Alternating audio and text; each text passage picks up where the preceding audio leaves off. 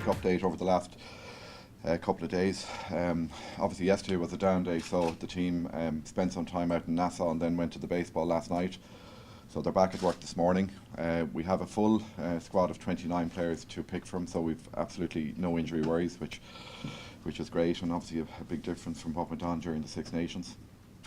We met up with the match commissioner this morning, and we went through the different protocols, including the water protocol. So he's now going to meet the USA later this morning, and then he'll come back with a definitive view on water breaks and water carries, etc., etc. So that's just a very brief update of what's going on, and I'll hand you over to Les to read out the Irish team to play the US on Saturday.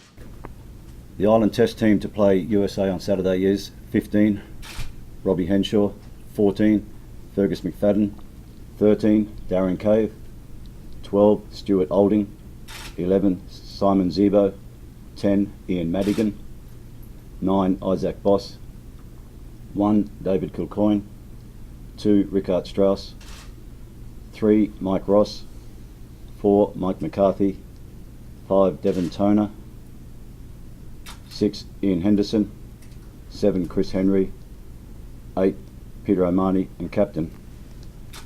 The replacements will be 16, Mike Sherry; 17, Jamie Hagan; 18, Tom Court; 19, Dan Toohey; 20, Tommy O'Donnell; 21, Paul Marshall; 22, Paddy Jackson; and 23, Felix Jones.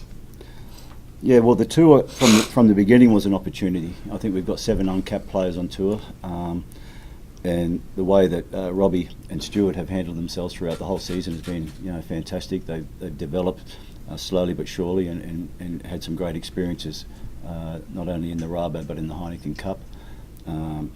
Robbie was involved in parts of the preparation for the Six Nations, and was there and thereabouts when we had a huge injury rate there. So he's done exceptionally well in terms of the fullback role there.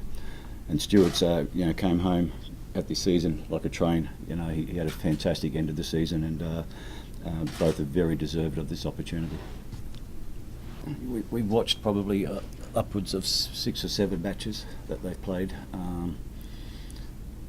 One recently and the rest from early in the year. They're an impressive side over the last 6 or 7 games. Mike Tolkien has come in and built on what Eddie's done with the team, and has certainly expanded their game.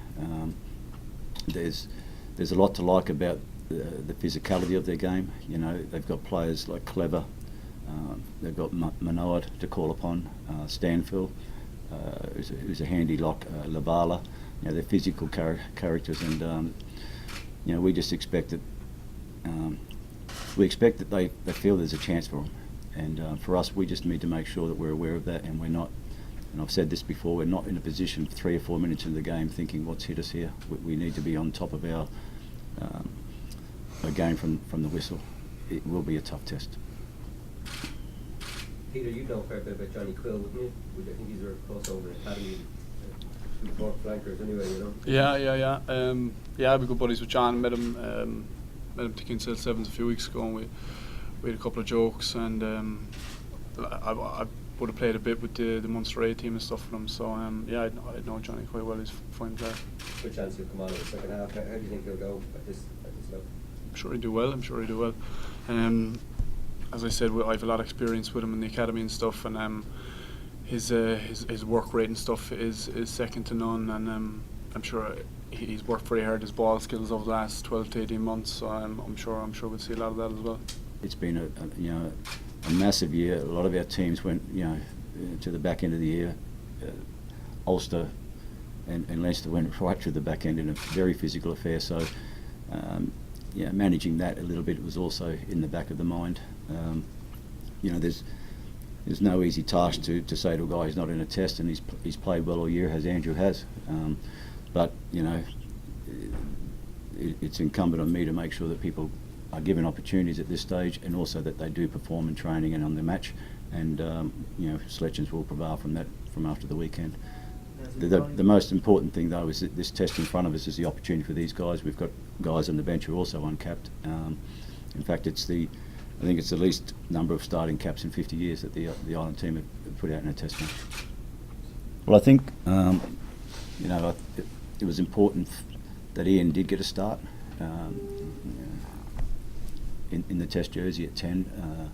He's had a fantastic year. He's played a little bit of 15. He's played 10 behind Johnny most of the year. When Johnny got injured, he stepped up to the plate. When Johnny came back, he stepped into 12 and has displayed the skill sets that he does on a consistent basis. In terms of going into this test, I'm not asking him to be a person who creates magic. I'm asking him to be a 10 that understands the role at test level. It will be different for him. I'm asking him to not try and, as I said, be a magic man. I want him to be a good, solid, consistent performer and have the patience to know that it will take a little bit longer for him to be able to express his little darts and his other skill sets, but they will come if we play to the game plan and we get to the place we want. Those opportunities will open up for him, and if he's patient in his game, I think you'll find some good space for himself.